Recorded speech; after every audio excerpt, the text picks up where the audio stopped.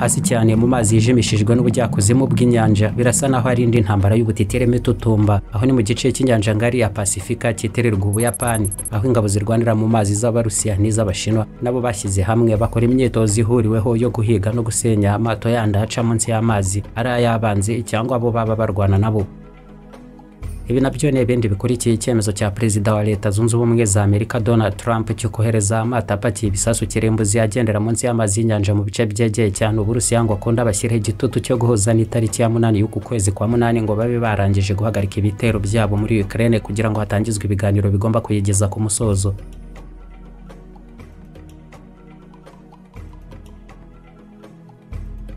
Umubano, ubufatanye n'imikoranire y'Abarusiya n'Abashinwa mu gihe nk'iki cyangana ryose na Leta Zunze Ubumwe za Amerika ziri kumwe n'ikindi gice cyose cy'uburengerazuba bw'isi muri rusange, n'umubano warangije kurenga kure cyane y'imvugo n'amagambo meza gusa mu buryo bwa diplomasi ugezwa ahubwo mu bufatanye bwo kuba Abashinwa n'Abarusiya barwana ku ruhande rumwe mu ntambara ngari n'uburengerazuba bw'isi.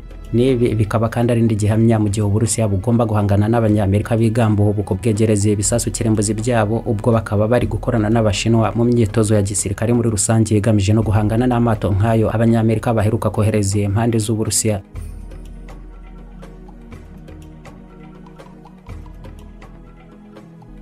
Mu mashusho y'ibi bikorwa by'imyitozo yo gusenya amato acishwa munsi y'amazi bise Joint Sea 2025, uretse amato yabo manini y'intambara arimo agendera hejuru ku mazi y'inyanja n'ayibira agaca munsi yayo, n'ibikorwa ingabo z'Abashinwa n'iz'Abarusiya zanagaragaranyemo indege nini nyinshi z'intambara na kajugujugu za kabuhariwe zishinzwe kuvumbura no kurasa kuri ayo mato aca munsi y'amazi y'inyanja. Ku ruhande rw'Abashinwa n'Abarusiya, iki gikorwa cya gisirikare cyo ku rwego rwo hejuru ku mazi y'inyanja yitererwa Ubuyapani n'ubutumwa buhambaye icyarimwe kuri Leta Zunze Ubumwe za Amerika n'inshuti zabo muri iki gice cya Pasifika zirimo Ubuyapani na Korea y'Epfo ko Abashinwa n'Abarusiya nabo bahari kandi ngo n'intwaro zose zakoreshwa mu ntambara uhereye kuri zo submarines, ikirimbuzi kimwe n'ibindi ibyo ari byo byose nabo ntacyo batiteguye guhangana nacyo mu ntambara yeruye baganamo. Indege nyinshi z'intambara zirimo nka Y-8Q ku ruhande rw'Abashinwa cyangwa Ilyushin Il-38 z'Abarusiya, zombi zinihariye cyane mu guhiga no gusenya amato agendera munsi y'amazi, nazo muri imyitozo mu nyanja y'Abayapani wabaye umwanya w'ikoreshwa ryazo no kumurika ubuhangange n'ubushobozi bwazo muri ako kazi. Ibikorwa nk'ibi by'imyitozo ihuriweho ku nyanja ingabo z'Abarusiya n'iz'Abashinwa zifatanyamo birarambye. Kuva mu myaka ishize ni muri iki gice n'ubundi cy'inyanja bakomeje kubikorera, nabwo akaba ari ahantu Ubushinwa buhanganiye ubugenzuzi bw'ibirwa byinshi n'ibindi bihugu bihabarizwa birimo ibishyigikiwe n'Abanyamerika, kikaba n'ikibazo Abarusiya nabo bafitanye n'Abayapani mu gihe kirekire gishize. Mu bihe by'ihangana rikomeye cyane hagati y'ibihugu by'ibihangange bikangisha no kwinjira ubu mu ntambara kirimbuzi bibaye ngombwa cyangwa gatangizwa nanone yakwitwa ya gatatu y'isi, imyitozo nk'iyi ntabwo ari ubutumwa bweruye gusa Abarusiya n'Abashinwa barimo no guhoza ahubwo ingamba no gutyaza amacumu aringanizwa neza ngo haryamirwa amajanja nirukubita bishyire hamwe mu matsinda rwambikane nyabyo nta gusobanya.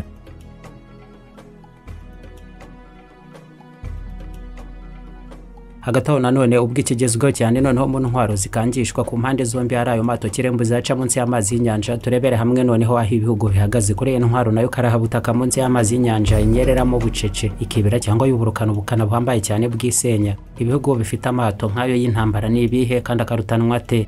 Ikitarusange ni kimwe no guhenda cyane gutangaje kwayo kuzamura kugeza kuri za miliyaridi 10 z'amadolari ya Leta Zunze Ubumwe za Amerika ku bwato bumwe gusa nk'ubwo. Type O94 Gen Class Submarine n'ubwato nk'ubwo kirembuzi bw'Abashinwa bugendera munsi y'amazi babugezeho mu 2007 ni bunini cyane ku buryo ari ubwato bwaramburwa kuri metero 134 zose n'uburebure bwa metero 13 bugapima toni 1011, bukoresha ingufu kirembuzi zageza muri horsepower 1014 muri make, kandi no muri rusange bene aya mato abatwara ibisasu kirembuzi yanaca munsi y'amazi yose abafite n'ubundi reacteur nucléaire zinakoresha amazi abacamo ikazengurutsa nayo turbine zibyara ingufu z'amashanyarazi n'ibindi byose akeneye ngo akomeze urugendo rwayo, nabyo bigatuma aba mato yamara iminsi myinshi kugeza ku myaka ahubwo munsi y'amazi ntacyo akeneye na kimwe kijyanye n'ingufu za ngombwa ngo akomeze akazi kayo. Type O94 bw'Abashinwa ku muvuduko w'ibirometero 54 ku isaha nta nkombe n'imwe ku isi butakuburukiraho igihe cyari cyo cyose, igiciro $750 z'amadolari y'Abanyamerika.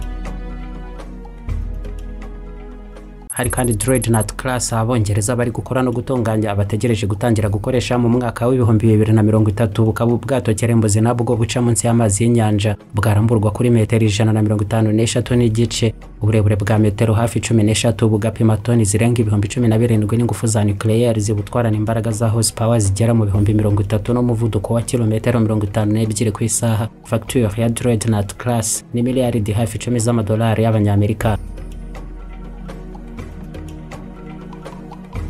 Delta IV class bw'Abarusiya bwatangiye gukoreshwa neza mu mwaka w'1984. Bukaba ubwato kirimbuzi nabwo buca munsi y'amazi y'inyanja, bwaramburwa kuri metero hafi 167 n'igice, uburebure bwa metero 19, bugapima toni zirenga 18,000 n'ingufu za nucleaire zibutwarana imbaraga za horsepower 44,000, umuvuduko wa kilometero zigera muri 44 ku isaha.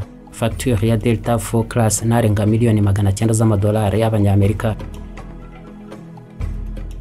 Ubwato kirimbuzi buca munsi y'amazi Triomphant class bw'Abafaransa bwatangiye nabwo gukoreshwa mu 1997. Nabwo ni bunini, bwaramburwa kuri metero 138, uburebure bwa metero 12 n'igice, bugapima hafi toni 14 n'igice, bugatwarwa nabwo n'ingufu za nucleaire za horsepower ibihumbi hafi 41. Bukaba ubwo umuvuduko w'ibirometero bigera kuri 46 mu isaha imwe. Igiciro cyabwo cyo ntabwo kigeze gishyirwa ahagaragara kugeza ubu. Vanguard class nabwo bw'Abongereza, ubwato bupakira bukagendana ibisasu kirimbuzi bwa narasa, bwatangiye gukoreshwa n'ingabo z'Abongereza zirwanira ku nyanja kuva mu 1994. Bwaramburwa kuri metero hafi 150 na metero 12 z'uburebure, bugapima toni zigera mu 16,000, bukagira reacteur z'ingufu za nucleaire z'imbaraga za horsepower zigera mu 27,000 ku muvuduko ugera hafi ku birometero 46 ku isaha. Igiciro cyabwo nacyo ntikiramenyekana ku mugaragaro.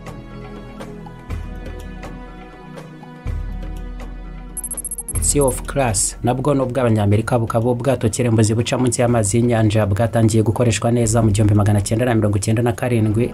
Bwaramburwa kuri metero 138, bukagira uburebure bwa metero 12 n'uburemere bwa toni zisaga 12,000 n'ingufu za nucleaire zibutwara zigera muri horsepower 45,000. Bukaba no mu bwihuta cyane muri aya moko y'ubwato buca munsi y'amazi y'inyanja ku muvuduko wa kilometero 65 zose ku isaha. Sea of class no bwato bumwe gusa bukoshwa nibura miliyaridi 6 z'amadolari y'abanyamerika. Ya CNM class no bw'Abarusiya nabwo bwatangiye gukoreshwa mu 2021. Ni bunini, nabwo bwaramburwa kuri metero 130 n'uburebure bwa metero 13, bugapima toni zisaga 13,000 n'ingufu za nucleaire zibutwara za horsepower zisaga 43,000. Ya CNM class bw'Abarusiya bushobora no kugendera ku muvuduko wa kilometero hafi 65 ku isaha. Nta giciro cyabwo kiriho kizwi.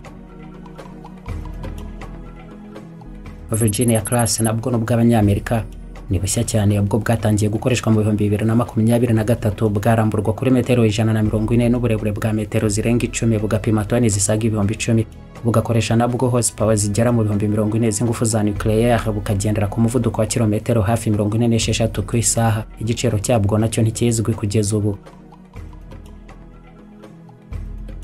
Mwese ubundi bwato kirimbuzi buhambaye busaziye mu kazi ko kuzengurukana ibyo bisasu kirimbuzi bupakizwa hose munsi y'amazi y'inyanja ni Ohio class bw'Abanyamerika, nabwo kuko bwatangiye gukoreshwa neza mu 1981. Nabwo ni bunini, bwaramburwa kuri metero 170 zose, uburebure bwa metero 13, bugapima toni zisaga 35,000 n'umuvuduko wa kilometero hafi 46 ku isaha. Igiciro cyayo nacyo ntikirashyirwa ahagaragara.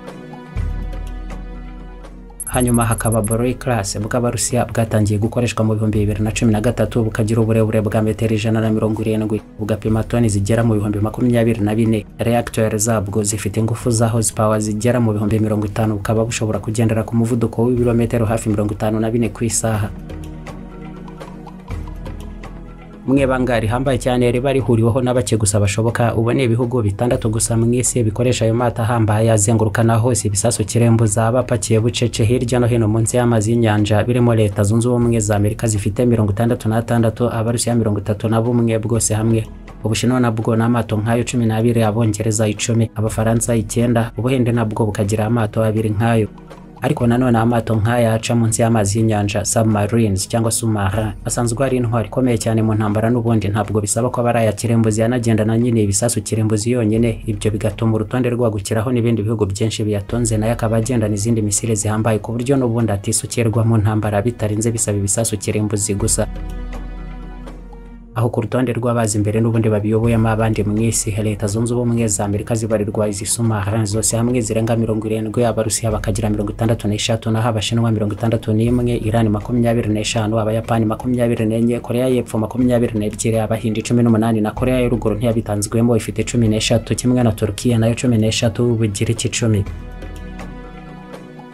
ndetse bumwe mu butasi bugoye bunahenze cyane ubugambanyi wari wese ashobora kwishyurirwa akayabo igihe cyose abo makuru abasha kugurisha ku rundi ruhande nk'intasi y'igihugu kimwe uyagurisha ku kindi cy'amahanga ubamenera amabanga ajyana n'ingendo z'aya mato y'intambara agendera munsi y'amazi y'inyanja n'aho abaherereye kuko mu bugari n'ubunini butisukirwa bw'inyanja kugira ngo hazagire n'ubasha kumenya aho aherereye biba bigoye cyane mu ntambara agahindurwa intwari iteye nk'umuzimu n'igene ryibira ariko burukira ku yindi nkombe mu kanya gato gusa nko guhombya kongera kwibira akaburerwa irengera ku kanya kurengeye ngo hari intasi ebyiri zihariye zamenyekanye zirimo John Anthony Walker wabarizwaga mu ngabo z'abanyamerika zirwanira mu mazi wagambanye n'abasoviet akajya yiba akaboherereza amakuru yose ajyana n'ingendo z'ayo mato yabaca munsi y'amazi y'inyanja ibyo bifasha abasoviet gukwepesha yabo mu nyanja mu gihe cy'imyaka myinshi bamaze mu ntambara y'ubutita cyangwa umunyakanada Jeffrey Delayo nawe wabarizwaga mu ngabo zirwanira mu mazi za Canada uyu nawe yagambanye igihe kinini n'Abarusiya bakamwishyura akayabo nawe ubundi akajya berekaho amato nk'ayo y'umuryango wa OTAN abarizwa mu nyanja ibyo yabikoze igihe kinini kuva mu 2007 kugeza mu 2011 ubundi FBI mu gituma aravumburwa bamuta muri yombi mu 2012 akaterwa igifungo cy'imyaka 20 yose mu buroko. Inzozi Park ihuriro ry'ibirori ubukwe inama kwiyakira n'imyidagaduro utegura ubukwe bw'inzozi zawe umunsi w'amavuko inama cyangwa se ushaka no kugira umunsi mwiza wo kwiruhukira no kwidagadura byose nukuvuga icyarimwe cyangwa se mu bihe bitandukanye ahantu hamwe iyo uhisemo ko bibera mu Nzozi Park bingana no kubika urwibutso rw'ibihe byiza mu bunyamwuga bwose dukodesha abera ubukwe inama n'ibindi birori dufite kandi ubunararibonye mu kubategurira ibirori no gutakana amabengeza yose aho biri buze kubera Inzozi Lounge ni bar na restaurant ufatiramo ibyo kunywa n'amafunguro ateguranye ubuhanga Inzozi Park kandi tunabafasha kwakira abana b'imyidagaduro n'udukino twabo mu mutekano wose Gana Inzozi Park ihuriro n'igicumbi nyacyo cy'ubukwe ibirori n'inama amacumbi n'imyidagaduro ku bana n'abakuru ahangana ahantu hakwiriye amahitamo yawe y'icyerekezo cy'inzozi koko waduhamagara kuri 0782 33 69 cyangwa se 0782 64 62 Inzozi Park duherereye Kicukiro Gahanga hafi ya station ya Merez.